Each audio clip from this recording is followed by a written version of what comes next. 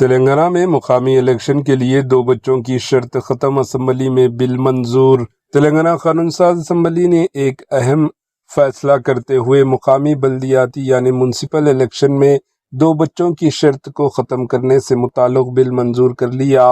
इस फैसले को रियासत की आबादी पॉलिसी और बल्दियाती सियासत में एक बड़ी तब्दीली के तौर पर देखा जा रहा है। हफ्ते के रोज असेंबली में तेलंगाना पंचायत राज तरमीम बिल 2026 मंजूर किया गया, जिसे वजीर पंचायत राज डी अनसुया सीतक्का ने ऐवान में पेश किया।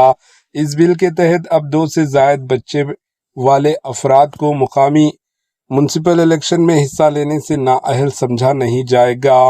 वजीर पंचायत राज सीतक्का ने ऐवान को बताया कि 2 बच्चों की शर्त 1994 में आबादी पर काबू पाने के मकसद से नाफिज की गई थी, ताकि 1980 और 1990 की दही में आबादी में तेज़ी से इजाफे के बायस पैदा होने वाले मसाइल जैसे ग़िज़ाई क़िल्लत, बेरोज़गारी और गुर्बत से निमटा जा सके। ताहम हुकूमत ने 30 बरस बाद आबादी पॉलिसी का असरनो जायज़ा लिया है।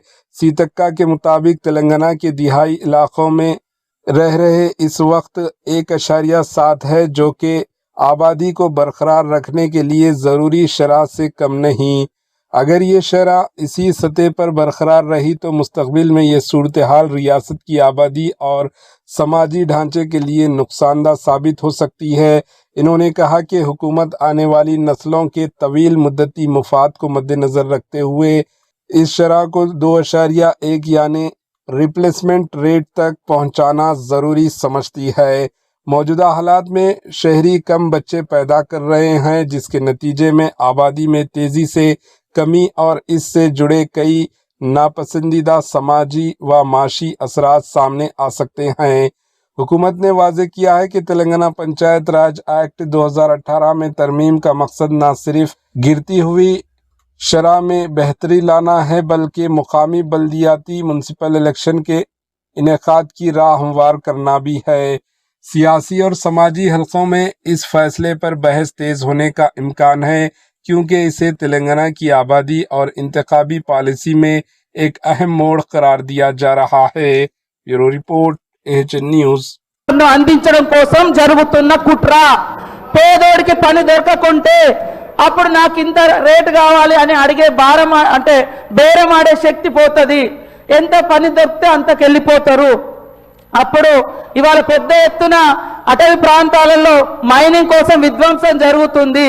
అక్కడ చీప్ లేబర్ కావాలి, కార్పొరేట్ కంపెనీలకు చీప్ లేబర్ కావాలి।